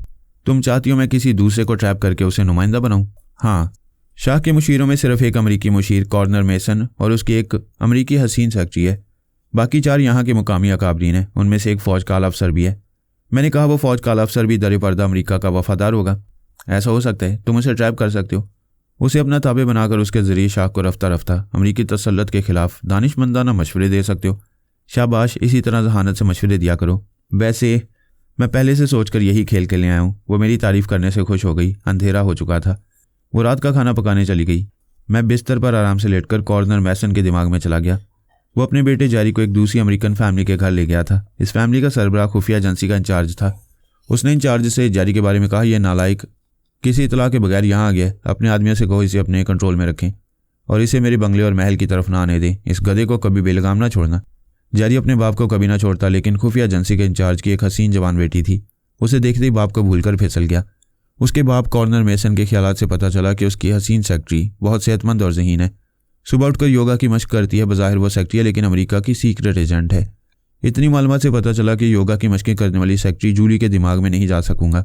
बाद में दूसरे हथकंडों से उसे जेर करना होगा। कॉर्नर मैसन के ख्यालात ने बताया कि जो अमेरिका का वफादार होता है फ़ौज का सबसे आला अफसर और शाह का मुशीर बनाया जाता है। मैं उसके ज़रिए उस आला अफसर और दूसरे 3 मुकामी मुशीरों के दिमागों में पहुंचता रहा और उन तमाम के मुतल्लिक तफसीली मालूमात हासिल करता रहा। रात को खाने के बाद सफ़िया के साथ चहलकदमी के लिए निकला। उसने पूछा, कुछ मालूमात हासिल हुई? बहुत कुछ मालूम हुआ है। कल शाम 4 बजे शाह अपने मुशीरों के साथ बैठकर हुकूमती मामलात पर गुफ्तगू करेगा। अक्सर 1 घंटे की मीटिंग के बाद वो अपने कमरे में एक एक मुशीर को बुलाकर पूछता है, क्या वो मीटिंग में होने वाली गुफ्तगू के अलावा कुछ और कहना चाहते हैं? ऐसे वक्त मैं उन मुशीरों के दिमागों में जाकर अपने इदारे की नुमाइंदगी करूंगा। क्या उस अहमक जैरी से काम ले सकते हो? वो तो बहुत काम आ रहा है। उसके बाप ने उसकी आमद से परेशान होकर उसे एक अमेरिकन खुफिया एजेंसी के इंचार्ज की फैमिली में पहुंचा दिया है। जैरी अपनी आदत के मुताबिक उस नौजवान की जवान बेटी पर आशिक हो गया है। हम वापस बंगले की तरफ जाने लगे। हमारे करीब से एक कार गुजरती हुई दूर गई। फिर फायरिंग की 2 आवाज़ें आईं। सफ़िया ने पलट कर देखा। उस कार के दोनों तरफ से 2 लाशें बाहर आकर गिरी और वो कार पहले जैसी तेज़ रफ्तारी से जाती रही। सफ़िया ने पलट कर देखा। मैं आगे जा रहा था। वो दौड़ती हुई मेरे पास आकर बोली, पीछे तो देखो, बहुत दूर कार से लाशें बाहर आकर गिरी हैं और वो कार चली गई है। मैंने फायरिंग की आवाज़ें सुनी हैं। तुम पीछे ना देखो, आगे चलती रहो। वो साथ चलती हुई बोली, इसका मतलब है तुम कुछ कर रहे हो? हाँ, समझाने से पहले खुद ही समझ लिया करो। प्लीज़ ये तो समझाओ, तुम मेरे साथ चल रहे हो, फिर उधर वो दुश्मन कैसे मारे गए? तुम गवाह हो कि मैंने किसी को हलाक नहीं किया और खुफिया एजेंसी के 2 जासूस मारे गए। अब समझी, हमारे दूसरे टेलीपैथी जानने वाले खुफिया एजेंसी की जड़ों में पहुंच गए हैं। हाँ, हमारी टेलीपैथी जानने वाले कई सुराग रसां आज रात शिकार खेलते रहेंगे। सुबह शाह सोचेगा कि अमरीकी हिफाजती इंतजामात के बावजूद 15 गैर मुल्की मारे गए। सिर्फ कॉर्नर मैसन और उसकी सेक्रेटरी जूली को मालूम होगा कि खुफिया एजेंसी के इंचार्ज समेत तमाम जासूस मारे गए हैं। ये एक हिकमत अमली थी। कल शाम से पहले शाह के दिमाग में यह ख्याल पैदा करना था कि बाबा साहब के इदारे के मुकाबले में वहाँ अमरीकी हिफाजती इंतजामात नाकाम होते रहेंगे, हत्ता कि शाह का महल भी महफूज नहीं रहेगा। हम बंगले में आ गए। मैंने बेडरूम में आकर कहा, दरवाजे को अंदर से बंद करो, मैं दूसरे बेडरूम में जा रहा हूँ। इस दरमियानी दरवाजे को भी अपनी तरफ से लॉक कर लो, सुबह मुलाकात होगी। वो बोली, क्या तुम्हें नींद आ जाएगी? क्यों नहीं आएगी? तुमने यहाँ आते ही इतना ज़बरदस्त एक्शन शुरू करा दिया है। उनकी खुफिया एजेंसी के तमाम अहम अफराद मारे जाएंगे, बल्कि मारे जा रहे हैं। मेरे अंदर ऐसी तहरीक पैदा हो रही है कि मैं भी जाऊँ और एक एक दुश्मन को ठिकाने लगाती जाऊँ। तुम्हारे अंदर जो तहरीक पैदा हो रही है उसे कुचल दो। मैं तुम्हें भी एक्शन में रहने का मौका दूंगा, मगर अभी नहीं, आराम से सो जाओ। मैंने दरमियानी दरवाज़ा खोलकर दूसरे बेडरूम में आकर उसे अपनी तरफ से बंद कर दिया। उसी वक्त उसने भी अपनी तरफ से दरवाजे को लॉक कर दिया। मैंने एक सोफे पर बैठकर जूते उतारे, लिबास तब्दील किया, फिर बेड पर आकर लेट गया। ख्याल ख्वानी के जरिए अपनी टेलीपैथी जानने वाले सुराग रसानों के पास पहुंचने लगा। उनसे पता चला, पहले उन्होंने इंचार्ज के दिमाग में रहकर वहां के एक जासूस के दिमाग में जगह बनाई। फिर पहले इंचार्ज को हलाक किया ताकि तमाम जासूस इंचार्ज के जरिए एक दूसरे को खतरे से आगाह न कर सकें और वह इंचार्ज कॉर्नर मैसन और जूली से रब्ता न कर सके। वो दोनों आला ओहदेदार थे, उनसे सिर्फ इंचार्ज ही रब्ता कर सकता था। आधी रात तक 15 जासूस और एक इंचार्ज का खात्मा हो चुका था।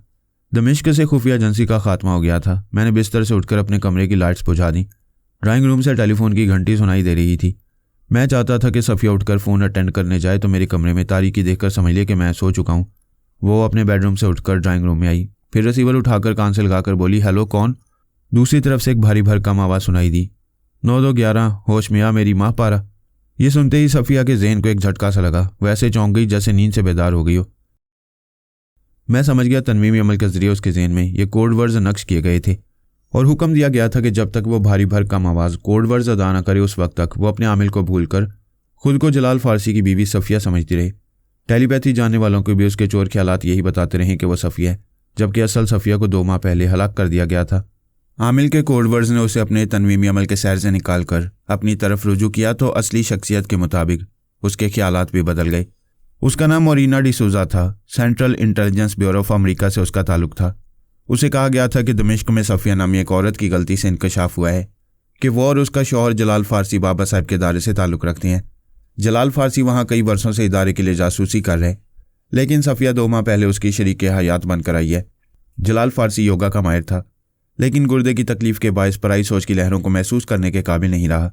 वो इलाज के लिए पेरिस गया तो दमिश्क में बड़ी राजदारी से सफ़िया को हलाक करके उसकी लाश गायब कर दी गई। उसकी जगह मोरिना डिसूजा को सफ़िया बनाकर इस बंगले में भेज दिया गया। अब वो भारी भरकम आवाज़ पूछ रही थी, हेलो मोरिना, मैं तुम्हारे ख्यालात पढ़ रहा हूँ। अब तुम्हें याद नहीं आ रहा है कि तुम सफ़िया का रोल अदा करती हो? यस बॉस, मुझे कुछ याद नहीं आ रहा। कोई बात नहीं, मैं तुम्हारे दिमाग में खामोश रहा करता था। अभी तुम्हारे जरिए देखा है कि उसके बेडरूम में तारीकी है। इन टेलीपैथी जानने वालों की आदत है, कमरे में अंधेरा करने के बाद बिस्तर पर लेटते ही दिमाग को हदायत देकर सो जाते हैं।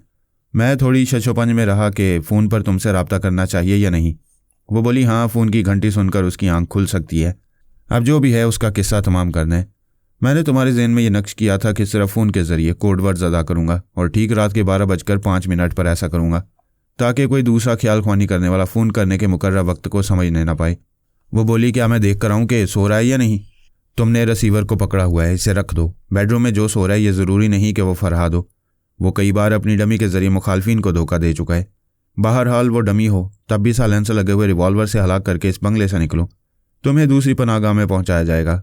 उस कम वक्त के टेलीपैथी जानने वाले सुराग रसानों ने हमारी खुफिया एजेंसी को बिल्कुल ही ख़त्म कर दिया है। मैं उसकी बातों के दौरान में बेडरूम का दरवाज़ा खोलकर बाहर आया। उस दरवाजे को आहिस्तगी से बंद किया। मोरिना के बेडरूम का दरवाज़ा खुला हुआ था। मैंने तेज़ी से बिस्तर के सरहाने आकर तकिए के नीचे से रिवॉल्वर और साइलेंसर को उठाया। दरमियानी दरवाज़ा पहले की तरह बंद था। मैंने खुले हुए दरवाजे के पीछे आकर साइलेंसर को रिवॉल्वर से लगाया। वो कमरे में तेज़ी से चलती हुई आई, फिर बिस्तर के पास ठिठक गई। तकिया उल्टा हुआ था और वहाँ रिवॉल्वर नहीं था। वो पलट कर जाना चाहती थी, मुझे देखते ही फिर ठिठक गई। मैंने कहा, अब तो तुम्हें सफ़िया वाला रोल याद नहीं रहा, तुम्हें मोरिना की हैसियत से ही मरना है। मगर इससे पहले तुम्हारे बॉस को बता दूं, जनाब तबरेज़ी ने पहले ही फरमाया था कि अब अमेरिका के पास एक ही टेलीपैथी जानने वाला मोहरा रह गया है। उसे बड़ी हिफाजत से छुपा कर रखा गया है। यानी तुम अमेरिकी ट्रांसफार्मर मशीन की आखिरी औलाद हो। इसके बाद वो मशीन बरसों से नाकारा पड़ी हुई है। बहरहाल तुम जो भी हो, मैं बहुत जल्द तुम्हारी शाहरग तक पहुंचूंगा।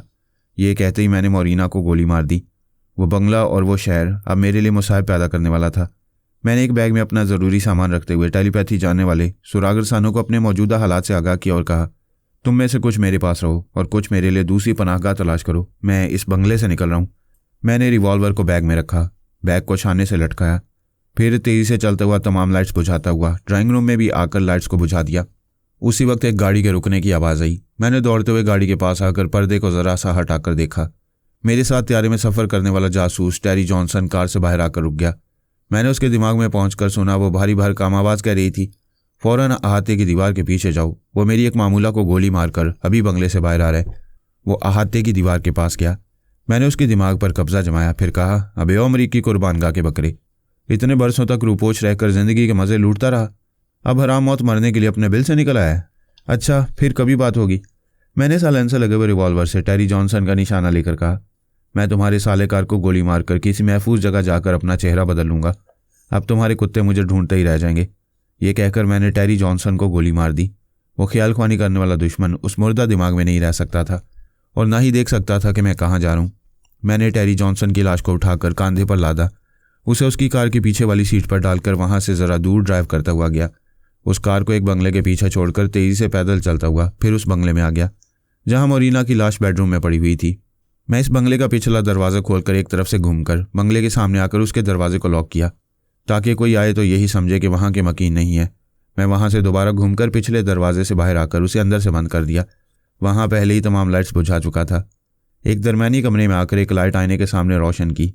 दरवाजे और खिड़कियों के पर्दे बराबर थे, बाहर रोशनी नहीं की जा सकती थी। मैं अपने बैग में मेकअप का सामान निकालकर आईने के सामने बैठ गया और अपने चेहरे पर तब्दीलियां करने लगा।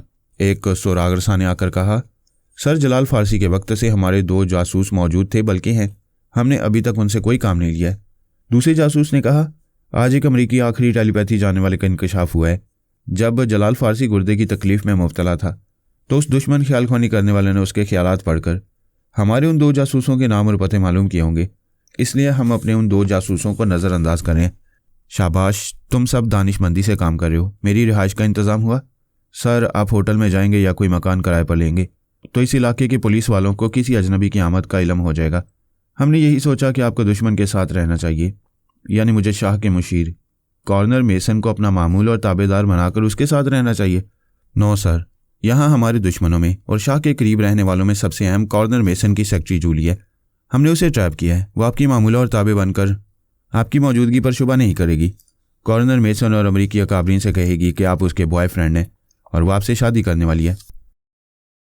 क्या उस योगा जानने वाली सेक्रेटरी जूली को दिमागी तौर पर कमज़ोर बनाने के लिए ज़ख्मी किया गया है? नो सर, हमने कॉर्नर मेसन के ज़रिए उन मुलाजमीन के दिमागों में जगह बनाई जो सेक्रेटरी जूली के खिदमतकार थे।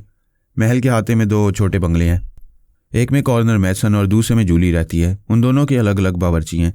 हम में से एक ने खुफिया एजेंसी के इंचार्ज को हलाक किया था और मैंने जूली की चाय में उसके मुलाजिम के ज़रिए साबी कमज़ोरी की दवा मिला दी थी। उसने चाय पीने के बाद नाइट ड्यूटी करने वाले मुलाजमों से कह दिया था कि वो सोने जा रही है, उसे डिस्टर्ब ना किया जाए। फिर तुमने उसे तनवीमी अमल के ज़रिए मामूला और ताबेदार बना लिया। यह सर, उसके दिमाग में यह नक्श किया है कि वो अपने एक अमरीकी दोस्त से खुफिया तौर से मिला करती थी और ज़ाती तौर पर उसे जासूसी कराती थी। खुफिया एजेंसी के जासूस हलाक होने लगे तो उसने अपने दोस्त मार्क साइमन को अपने पास बुलाकर बंगले में रखा है। मैं किस लबो लहजे में उसके अंदर जा सकूंगा? खुफिया एजेंसी का इंचार्ज जो हलाक हो गया है, उसकी आवाज़ और लबो लहजे को उसके दिमाग में नक्श किया गया है। अमरीका का आखिरी टेलीपैथी जानने वाला कभी सोच नहीं सकेगा कि उसे जूली के दिमाग में जाने के लिए एक मुर्दा इंचार्ज के लबो लहजे को इख्तियार करना होगा। मुझे तुम लोगों पर फ़ख्र है, बड़ी जहानत से काम कर रहे हो। क्या जूली तनवीमी नींद सो रही है? यस सर, तनवीमी नींद के लिए 2 घंटे का वक्त मुकर्रर किया गया था। वो आधे घंटे बाद बेदार हो जाएगी। आप इंचार्ज के लबो लहजे में जाकर उसके चोर ख्यालात पढ़ेंगे। वो आपकी सोच की लहरों को महसूस नहीं कर सकेगी। मैंने घड़ी देखी, आधा घंटा गुजरते ही मैंने इंचार्ज का लबो लहजा इख्तियार किया और ख्याल ख्वानी के जरिए उसके दिमाग में पहुंच गया। वो आंखें खोलकर वॉल क्लॉक को देख रही थी। रात के 3 बजे थे। मैं उसके ख्यालात पढ़ने लगा। वो सोच रही थी, मैं हमेशा गहरी नींद सोती हूँ, सुबह 5 बजे बेदार होकर वर्जिश करती हूँ। आज 2 घंटे पहले आंख खुल गई, शायद इसलिए कि मेरी तबीयत कुछ ठीक नहीं थी। मैं वक्त से पहले सो गई थी, इसलिए वक्त से पहले बेदार हो गई हूँ। मैंने उसका फ़ोन नंबर मालूम करके अपने मोबाइल के नंबर पंच किए। उसकी फ़ोन की घंटी बजने लगी। उसने रिसीवर उठाकर पूछा, हेलो। मैंने कहा, तुम्हारा महबूब मार्क साइमन बोल रहा हूँ। उसे तनवीमी अमल के मुताबिक याद आया कि उसका एक महबूब है। मैंने उसकी सोच में कहा, मेरा मार्क साइमन शाम के एक शहर देर अलजोर में रहता है। इतनी रात को उसने क्यों फ़ोन किया है? जूली ने यही सवाल मुझसे कहा। मैंने कहा, तुमसे मिलने के लिए 7 बजे देर अलजोर से चला था। दमिश्क पहुंचते ही कार ख़राब हो गई। मैंने उसे गैराज में दिया, लेकिन पिछले कई घंटे से तुम्हारे पास नहीं पहुंच पा रहा हूँ। यहाँ शहर में बड़ी दहशतगर्दी हो रही है। वह हैरानी से बोली, दहशतगर्दी? इस मुल्क में कभी ऐसा नहीं हुआ। ये तुम क्या कह रहे हो? अभी तुम कहाँ हो? मैं अभी तक एक मकान के पीछे छुपा हुआ था। यहाँ करीबी अल कुबरा होटल है, वहाँ जा रहा हूँ। मैंने मदद के लिए अपनी खुफिया एजेंसी के इंचार्ज को फ़ोन किया था। उसके घर में मातम हो रहा है। दहशतगर्दों ने इंचार्ज को भी गोली मार दी है। ओह गॉड, मुझे यकीन नहीं आ रहा है। खुफिया एजेंसी के इंचार्ज को हलाक करना कोई बच्चों का खेल नहीं है। तुम होटल में इंतज़ार करो, मैं 1 आध घंटे में आऊँगा। उसने फ़ोन बंद करके मुलाजिम को बुलाने के लिए बेल बजाई। मुलाजिम फ़ौरन हाजिर हुआ। उसने पूछा, कि मिस्टर कॉर्नर जाग रहे हैं?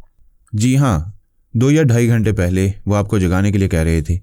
मैंने कहा आपने डिस्टर्ब करने से मना किया है। मिस्टर कॉर्नर से कहो मैंने फ़ौरन बुलाया है। मुलाजिम चला गया। वो लिबास तब्दील करके आईने के सामने बालों को ब्रश करने लगी। कॉर्नर मेसन ने तेजी से चलते हुए आकर कहा, थैंक्स गॉड तुम वक्त से पहले बेदार हो गई हो। यहाँ तो हम पर क़यामत गुजर रही है। खुफिया एजेंसी के तमाम जासूस अपने इंचार्ज समेत मारे गए हैं। वो सब मुख्तलिफ मकामात पर रहते थे और कभी खुद को जासूस के तौर पर जाहिर नहीं करते थे। अगर वो एक ही रात में चंद घंटों के अंदर मारे गए हैं तो साफ जाहिर है कि टेलीपैथी जानने वालों ने ऐसा ही किया है। हाँ, अभी 10 मिनट पहले अमेरिका से हमारी CIA की तरफ से रिपोर्ट मिली है।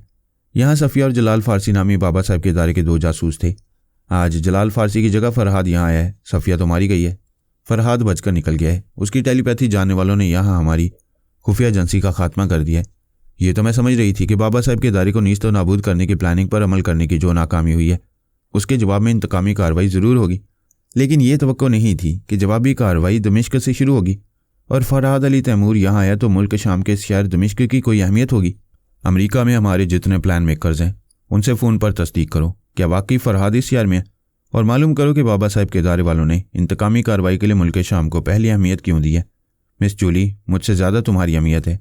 CIA के अफसरान और प्लान मेकर्स तुम्हें सीक्रेट एजेंट की हैसियत से जानते हैं। वह घूर कर बोली, मेरी बात ना काटा करो। फ़ोन पर उनसे कहो कि मैं शावर ले रही हूँ, इसलिए तुम्हारे ज़रिए मालूमात हासिल कर रही हूँ। वो फ़ोन के पास चला गया। जूली के ज़हन में मार्क साइमन की शख्सियत को नक्श किया गया था।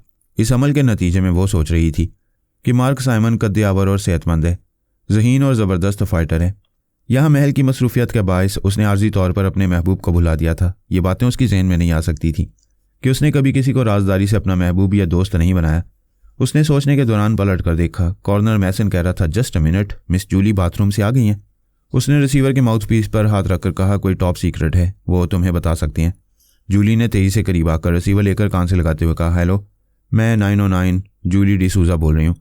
दूसरी तरफ से CIB के एक आला अफसर ने कहा, वहाँ हमारी पूरी खुफिया एजेंसी नाबूद हो गई है। तुम्हें बराह रास्त हमसे बात करना चाहिए। जब इतनी बड़ी वारदात हो तो मैं टेंशन से बचने के लिए देर तक शावर के ठंडे पानी में भीगती रहती हूँ। आप तस्दीक करें, क्या वाकई फ़रहाद दमिश्क में है?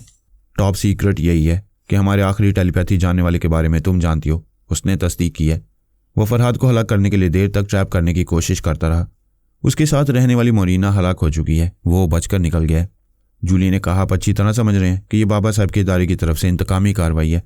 हाँ, अब वह दूसरी चाल चल रहे हैं। हमारे ज़ेरे असर रहने वाले मुस्लिम ममालिक को यह तासुर दे रहे हैं कि वो सुपर पावर के ज़ेरे साया अपने मुल्कों में अमन अमान कायम नहीं रख सकेंगे। ये हमारे लिए बड़ा चैलेंज है।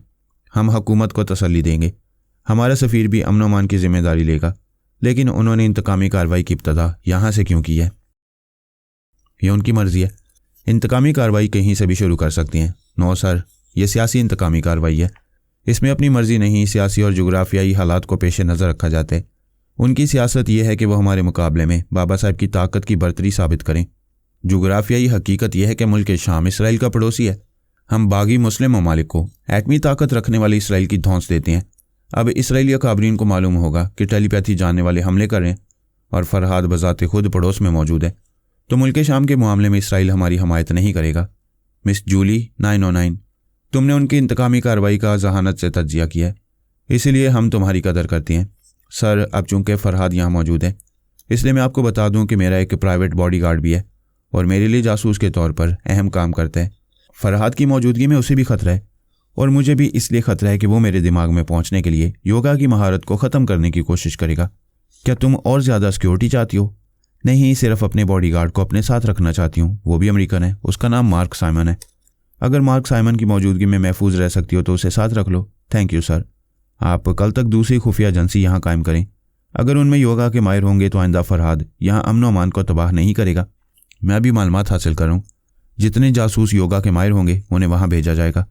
वह रिसीवर रखकर कॉर्नर मैसन से बोली, मैं अपने फ्रेंड के पास जा रही हूँ, उसे यहाँ लाऊंगी। मेरी कार के आगे पीछे सिक्योरिटी गार्ड्स की 2 गाड़ियों का फ़ौरन इंतज़ाम करो। वो हुक्म की तामील के लिए चला गया। वो उस महल में शाह का मुशीर आला था और जूली उसकी सेक्रेटरी, लेकिन दरे पर्दा उसे बरतर थी। ये बात राज में रखी गई थी कि एक अमरीकी सीक्रेट एजेंट वहाँ सेक्रेटरी की हैसियत से रहती है। जूली पूरे हिफाजती इंतजामात के साथ अलकुबरा होटल के उस कमरे में आई जहाँ मैं उसका मुंतज़िर था। उस पर तनवीमी अमल करने वाला हमारा सुराग रसा उसके दिमाग में मौजूद था। उसने जूली को यह समझने का मौका नहीं दिया कि मैं अजनबी हूँ। मैंने दोनों बाजू उसकी तरफ बढ़ाकर कहा, हाय जूली, हम कितने माह बाद मिल रहे हैं। वो आगे बढ़कर मेरे गले का हार बन गई, फिर बोली, महल में मसरूफियात के बायस तुमसे रब्ता नहीं कर सकी। अब मैंने आला अफसर से इजाज़त ले ली है, तुम दिन रात मेरे साथ रहा करोगे, चलो मेरे साथ। अंधा क्या चाहे दो आंखें। मैं उसकी दो शराबी आंखों के साथ होटल से निकलकर उसके बराबर कार में आकर बैठ गया। सुबह होने वाली थी। वैसे रात ही से पुलिस, इंटेलिजेंस और इंतज़ामिया में खलबली पैदा हो गई थी।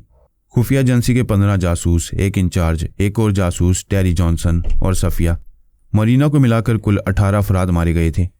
अमेरिका का ये दावा कमज़ोर पड़ गया था कि उसके ज़ेर से रहने वाले मुल्कों में दहशतगर्दी नहीं होती है। ये बहुत बड़ी कमीनगी है कि जो ममालिक पूरी तरह उसके शिकंजे में नहीं रहते हैं, वहाँ वो दहशतगर्दी कराते रहते हैं। पुलिस, इंटेलिजेंस और इंतज़ामिया वालों को वफादार के सामने जवाबदेह होना था। इससे पहले वो कातिलों को तलाश करते फिर रहे थे। वहाँ जुराइम कम होते थे। मुजरिमों में चोर, डाकू या स्मगलर हुआ करते थे। कभी कोई कातिल भी पकड़ा जाता था, लेकिन इतनी बड़ी तादाद में खून खराबा नहीं हुआ था। उनके सामने कत्ल होने वालों की तादाद थी, लेकिन ये नहीं मालूम हो रहा था कि कातिल कितनी तादाद में होंगे। अमरीकी सफ़ीर ने कहा, यह सब कुछ हमारी तवक्को के खिलाफ हुआ है। दुश्मनों ने अचानक ऐसी दहशतगर्दी की है और यहाँ के अमन अमान को चैलेंज किया है। वफादार ने कहा, हमें अमेरिका की तरफ से यकीन दिलाया गया था और यह ज़मानत दी गई थी कि कभी कोई दुश्मन हमारी तरफ उंगली भी नहीं उठाएगा। फिर एक रात में 18 अफराद कैसे मारे गए और एक कातिल क्यों नहीं पकड़ा गया? कॉर्नर मैन ने कहा, जहाँ हमेशा अमन अमान रहता हो, वहाँ अचानक दहशतगर्द आकर आनन फानन वारदात करके फरार हो जाएं तो कानून के मुहाफिजों को उनके कदमों के निशानात भी नहीं मिलते। लेकिन ये दहशतगर्द हैं कौन? ये वही दहशतगर्द मरबा तौसीफ, कासिम बिन हसाम और फरहाद गेलानी है जो मुजाहिदीन आज़म कहलाते हैं। ये अमेरिका जैसे हमदर्द दोस्त मुल्क के दुश्मन हैं। उन्होंने पहली मरतबा इस इस्लामी मुल्क में इसलिए दहशतगर्दी की कि आप अमेरिका के दोस्त हैं। एक मुशीर ने कहा, सिर्फ कहने से कोई बात नहीं बनती, ये एक अंदाज़ा है, सबूत और गवाह कोई नहीं है। एक और मुशीर ने कहा, सबूत और गवाही के साथ मैं कहता हूँ कि बाबा साहब के दायरे से पिछली रात सिर्फ वो 18 अफराद मारे गए हैं जो दर पर्दा अमरीकी जासूस थे। अमरीकी सफ़ीर और कॉर्नर मेसन ने चौंक कर उस मुशीर को देखा। मैं भी वहाँ बैठा हुआ था। मर्दों के इजलास में औरतों को आने की इजाज़त नहीं थी, इसलिए जूली एक दरवाजे के पीछे एक कुर्सी पर बैठी हुई थी। मैंने उस मुशीर से पूछा, आप किसी सबूत के बगैर कैसे कह सकती हैं कि पिछली रात बाबा साहब के इदारे की तरफ से हमला किया गया था? मुशीर ने कहा, सबूत यह है कि उस इदारे का एक टेलीपैथी जाने वाला अभी मेरे दिमाग के अंदर है। वो कह रहा है कि अमेरिका अब सुपर पावर नहीं रहा। पिछले दिनों उसके आर्मी हेडक्वार्टर पर रॉकेटों से, मिसाइलों से और बमबार हथियारों से हमले हुए। वहाँ जिस कदर तबाही हुई उसे दुनिया वालों से छुपाने की कोशिशें की गईं। फिर यह भी बड़ी हद तक अजीबोगरीब बात सामने आई है कि रूस, जर्मन, फ्रांस और इसराइल पर ऐसे तबाहकुन हमले किए गए और ये तमाम बड़े एटमी कुव्वत कहलाने वाले ममालिक पुरस्रार तौर पर खामोशी इख्तियार किए हुए हैं। वफादार ने कहा, यह खबरें मुख्तसर तौर पर अखबारात और रसायल में शाया हुई हैं। जिस तरह अहम राजों को छुपाया जाता है, उसी तरह ये बात छुपाई गई है कि यह हमले किसने किए।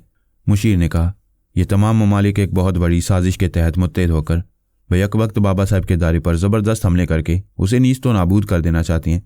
इसके बरक्स वही हमले इनके अपने मुल्कों में हुए। ये तमाम ममालिक बाबा साहब के दायरे को इल्ज़ाम नहीं दे सकते, क्योंकि हमले के दिन दुनिया के नामवर सहाफ़ी, वकला, दानिश्वर और तमाम टेलीपैथी जाने वाले इदारे में मौजूद थे। सभी गवाह हैं कि उस इदारे से एक भी मिसाइल नहीं फेंका गया और ना ही हवाई हमला किया गया। कॉर्नर मेसन ने कहा, बात को दूसरी तरफ मोड़ा जा रहा है। हमें सिर्फ इस बात का जवाब दिया जाए कि शाम एक पुरअमन मुल्क है, यहाँ टेलीपैथी जानने वालों ने दहशतगर्दी क्यों की? आलाकार मुशीर ने कहा, दोस्तों को और यहाँ की मुसलमान रया को यह बताने के लिए कि वह अब अमरीका के साए में महफूज नहीं रहेंगे। कल रात सिर्फ 18 अमरीकी जासूस मारे गए, आइंदा इससे भी बड़े बड़े हमले होंगे। तो जो सुपर पावर अपने आर्मी हेडक्वार्टर को ना बचा सका, वो आपके मुल्क को तबाही से कैसे बचाएगा? एक मुशीर ने कहा, बाबा साहब का इदारा तमाम बड़े ममालिक की मुखालफत करता रहता है, लेकिन हमसे मुखालफत की वजह क्या है? वजह यह है कि ये इस्लामी मुल्क है, लेकिन मुस्लिम ममालिक से आपका इत्तेहाद नहीं है। दूसरा ये कि 2-3 इस्लामी मुल्क एटमी कुव्वत रखते हैं, बाकी तमाम गैर इस्लामी ममालिक बड़ी एटमी कुव्वतों के मालिक हैं। आप इन ममालिक के दोस्त इसलिए हैं कि उनसे खौफज़दा हैं। इस्लामी ममालिक में इनकी तरह सैकड़ों एटम बम नहीं है, लिहाजा इस्लामी ममालिक के मुसलमानों का कत्लेआम किया जाता है, उन्हें मुल्कों से हिजरत करने पर मजबूर किया जाता है, तो आप खामोश तमाशाई बने रहते हैं, क्योंकि आपकी सलामती का ठेका अमेरिका ने ले रखा है। दुनिया का हर शख्स, हर मुल्क पहले अपने सलामती के ज़राए मजबूत करता है। अब हम यही साबित करेंगे कि आपको सलामती के ज़राए अमेरिका से हासिल होंगे या बाबा साहब के इदारे से। हम इस बात पर गौर करने का मौका देंगे, और जब हम मौका देते रहेंगे उस वक्त तक किसी अमरीकी या बड़े ममालिक के अफराद यहाँ नहीं रहेंगे। जिस तरह कोसोवो से हज़ारों मुसलमानों को बेघर होकर अपना मुल्क छोड़ने पर मजबूर किया गया है, उसी तरह 48 घंटों के अंदर यहाँ से तमाम गैर मुल्कियों को निकालें। उन ममालिक से हमारे सफारती ताल्लुकात हैं, पहले तमाम इस्लामी ममालिक से इत्तेहाद करें, मजबूत सफारती ताल्लुकात कायम करें, बैरूनी हमलों से एक दूसरे को महफूज रखने के फ़ौजी इंतजाम करें। जब तक आप मुत्तहिद होते रहेंगे और मजबूत होते रहेंगे, तब तक बाबा साहब का इदारा आप तमाम इस्लामी ममालिक की हिफाजत करता रहेगा। सुपर पावर और बड़े ममालिक मुत्तहिद होकर आप पर हमले करेंगे तो उनका अंजाम इससे भी बुरा होगा जो पिछले दिनों हो चुका है। अब मैं इस मुशीर के दिमाग से जा रहा हूँ। आप अमेरिका और दूसरे बड़े ममालिक से सर जोड़कर सोचें कि आपकी भलाई और सलामती किस हिकमत अमली से कायम रहेगी। खुदा हाफिज। वफादार के तलब किए हुए इजलास में खामोशी छा गई। सब लोग अमरीकी सफ़ीर और कॉर्नर मैसन को सवालिया नज़रों से देखने लगे।